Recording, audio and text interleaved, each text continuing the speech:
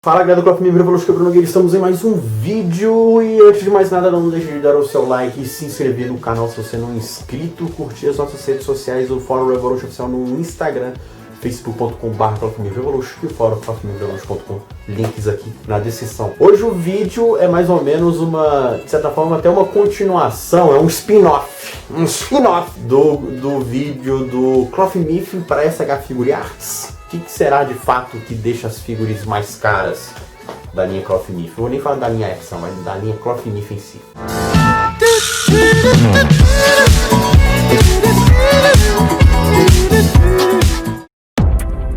Tamashi wa saibu ni yadoru. それは魂のものづくりの本質である。企画、開発、監修、品質管理。 Bom, o vídeo sobre Cloth Me para SH Figure Arts fez tanto sucesso, bastante comentários, deu margem para discussões em vários grupos, eu achei isso muito bacana. Gosto de vídeos assim que dão margem para discussões. Pô, por que de fato acontece isso? Será que é por causa disso? Então hoje já vamos entender um pouquinho. Pode ser uma teoria, pode ser de fato que isso aconteça, mas é mais ou menos o que a gente tem uma certa noção, uma certa ideia, né? Bom, antes de mais nada, a gente sabe que a linha Cloth Me começou em 2003, 2004, linha Cloth Me, tá? Devido à saga de Hades. Então, o mesmo esquema que ela fez com Santia Show, que ela fez com Lost Canvas, ela fez com Omega, de criar, ter uma animação, ela fazer as figuras para vender. Então, ela fez isso com a linha Cloth Me, porque ela estava sempre trabalhando naqueles diecasts, lembra?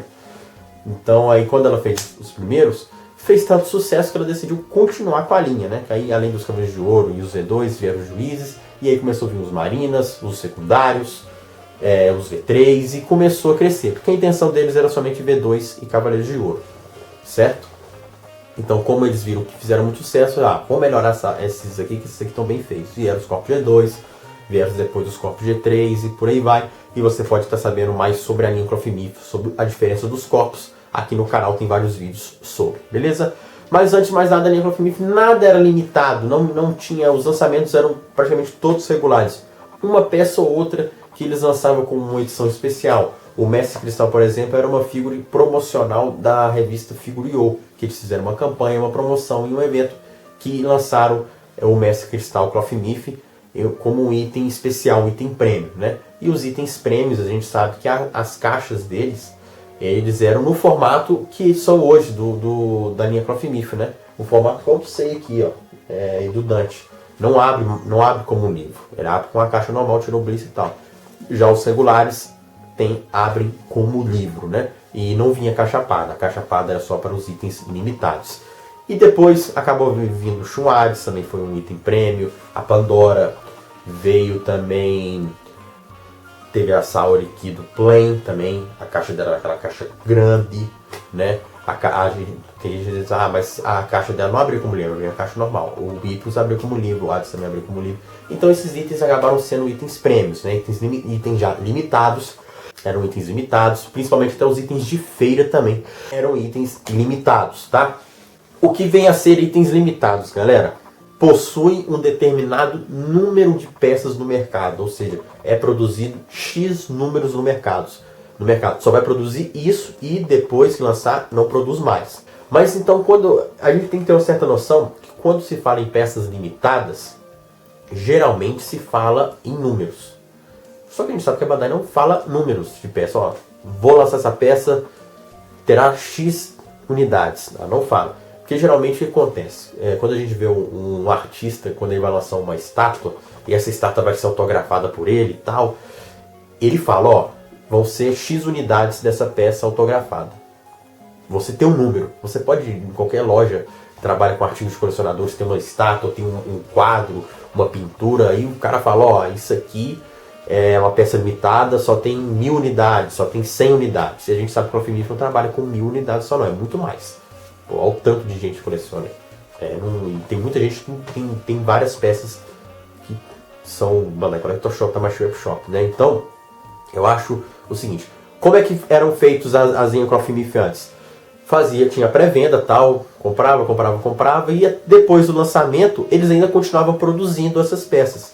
O que acontecia? Óbvio que eles produziam até um certo ponto. Nós vamos produzir essa peça aqui durante 3 meses, 6 meses ou um ano. dentro desse prazo que a gente vai continuar ainda produzindo essas peças, caso o número de vendas dela comece a cair, a gente vai começar a diminuir a produção. A gente não vai continuar produzindo, sendo que não está vendendo. Porque o quê? Não está gerando lucro. Aí vai ter o quê? Vai ter despesa. Despesa vai ter perdas. Então, se não está vendendo muito, diminui a produção. Então acontece isso. Então o que está acontecendo hoje em dia para essas peças que a partir de Sorrento, o Bandai mesmo já falou, a partir de Sorrento, todas as fibras vão ser limitadas. O cano, por exemplo, ele não foi uma fibra limitada. Não foi uma fibra limitada. Por isso que você consegue achar ele com muita facilidade. Ele não é um item, nossa, dificílimo de achar. Você acha com uma certa facilidade. Óbvio que em comparação com o valor dele da época, hoje ele está mais caro.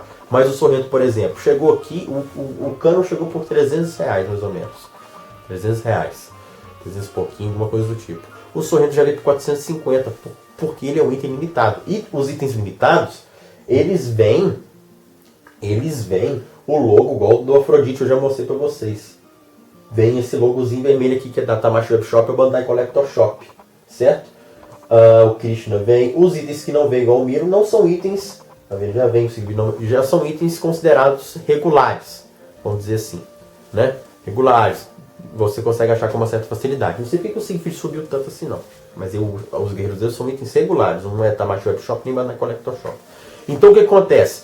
Quando lança esses itens, vamos pôr o exemplo do Krishna, que foi um grande boom. Quando acontece esse boom todo, quando chega no lançamento, eles param de produzir. Ou seja, eles abrem a pré-venda hoje, o item vai lançar daqui a 3 meses. Então eles vão estar produzindo essa peça durante esses 3 meses. Não sei quantas unidades eles vão produzir por dia, se são 100, 200 unidades por dia. Não sei. São informações da empresa lá. Tem que ligar o Bandai, quanto você produz aí? Aí ela vai te falar, tá? Quer que eu ligue pra ela? Liga pra ela rapidinho. Então, ela vai estar produzindo essa peça durante até a data do lançamento dele. Então vai estar produzindo, não sei quantas unidades, se é uma por dia, 100, 200, 1000, não sei, né? Mas tem a linha de produção, ela vai estar produzindo. Quando lançou, pum, acabou, não produz mais. Por isso que acontece o quê? Os famosos cortes lá da Bandai, não daqui não, aqui já é outra história, tá? Que eu também não sei, não vou falar não. Mas por isso que acontece os cortes lá da Bandai, certo? Por isso acontece os cortes lá da Bandai. Muitas lojas lá de fora, que às vezes a galera importa, fala, ó, não consegui o seu item, porque houve corte, eu não vou receber nenhuma peça. Por quê? Porque a Bandai, ela produziu uma certa quantidade, só que as vendas foram tão altas, ela vendeu mais do que ela produziu, certo? Ela vendeu mais do que ela produziu, por isso que há os cortes lá, entendeu? Igual já aconteceu com a Ayakos e com o Isaac. Abriram a pré-venda e pum! E óbvio que eles devem ter um limite de vender na pré-venda, né? Vão vender 1000 peças, ok. Mas se quando vender o Isaac e o Ayakos, questão de acho que uma semana, questão de horas, pum, vendeu tudo. Eles tiveram que fazer uma nova pré-venda a partir de sorteio, né? Quem estava em espera ia ser sorteado para conseguir pegar as peças, né? Por isso que eu acho, já falei um vídeo aqui sobre a Bandai vende mais do que produz, que ela deveria limitar. O Afrodite foi limitado nas vendas, por isso que em questão de 1 hora esgotou tudo e o item já começou a valer R$1000. E aqui no Brasil parece que não consegue mais achar ele. E eu comprei o último lá da Geek Show. Mas aí o que acontece? Fiquei muito feliz, obrigado. Mas aí o que acontece? A Bandai, quando ela lança a figura, ela para de produzir, né? Aí o que acontece? Por isso que às vezes há os cortes nas lojas lá de fora. Eu não consegui, não vou receber nenhuma peça porque houve os cortes. Então ela começa a cortar. Ela corta porque ela não consegue te entregar aquele produto, entregar o produto para aquela loja, certo? Ela não consegue entregar aquele produto para aquela loja. Porque além dela ter que entregar o produto para as lojas que pegaram os fornecedores, ela também tem que mandar para as distribuidoras dos outros países, né? Tem a distribuidora no México, temos a Pizzy Toys aqui no Brasil e as outras distribuidoras aí, mundo afora. Então ela tem que dar uma atenção para essas distribuidoras para estar distribuindo os produtos para o mundo todo, certo? Então o que acontece? Por isso que existem esses cortes, certo? E ela não trabalha com a informação do tipo, vai sair o Krishna, né, um exemplo, vai ser o Krishna e ele é uma peça limitada, vai ter 1000 unidades dele a serem vendidas no mundo afora. Ela não fala isso, ela só fala que ele vai ser limitado, que você vai conseguir comprar na Tamashii Web Shop ou na Bandai Collector Shop, mas aí depois as distribuidoras confirmam a chegada dele no país. Só que aí quando chega no país é aquela putaria toda, né, só distribui para determinadas lojas, aí foda. Mas isso é um dos motivos para limitar as peças, Crono? Por que a Bandai começou a limitar essas peças? Qual que é o jogo? Qual que é a estratégia dela? Ela começou a ver que o colecionismo no mundo todo, principalmente Cloth Nip, porque falar que isso aqui não vende é sacanagem. Vende muito, muito, mas muito mesmo. Isso aqui ainda está no top ainda. Vende bastante, principalmente lá no Japão vende muito, né? Cavaleiros do Zodíaco, se não me engano, está em 4º lugar dos animes que dão mais renda para a Toei Animation. Sabiam disso? Isso é um tema para votação. Dragon Ball tem primeiro, né? Mas aí o que acontece? Por que elas limitaram? Elas viram que a procura dessas peças é muito alta e ela pode até ganhar um pouquinho a mais também se ela passar a limitar essas figuras. Ou talvez, por às vezes algumas peças não venderem muito, o que ela faz? Nós vamos produzir menos peças, tá? Ela volta produzindo somente até a data do lançamento dessa figura. Lançou, é aquilo que a gente produziu que vai ter no mercado. Acabou. Não vão continuar lançando depois que... Não vão continuar produzindo depois que lançou, não. Porque antes era assim. Por isso que muitas peças não eram raras no mercado, na época do 1.0, entendeu? Principalmente até na época do 0 você achava com facilidade, só que depois ela começou a diminuir, possivelmente, a sua produção. Não vão produzir mais dessa vez depois que lançar, não. Por isso que depois que, vamos supor, os V2X, os V2 1.0, aqueles feiosos, principalmente os da Marreta, você acha com muita facilidade.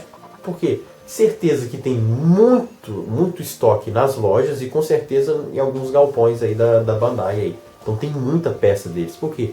Continuaram produzindo e possivelmente ainda produzem, porque ainda vende. Querendo ou não, às vezes você pode dizer, pô, mas vende essas porcarias. Cara, eles são bonitos. Porque você pode trocar as faces dele com do apêndice do Seiya, com a versão V3 dos Cavaleiros de Bronze.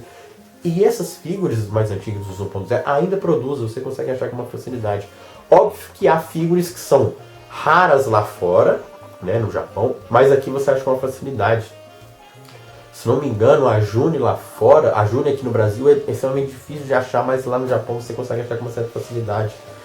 A Tets, aqui no Brasil, você consegue achar ela com uma certa facilidade. Aqui, acho que lá no Japão também você consegue achar ela com uma certa facilidade.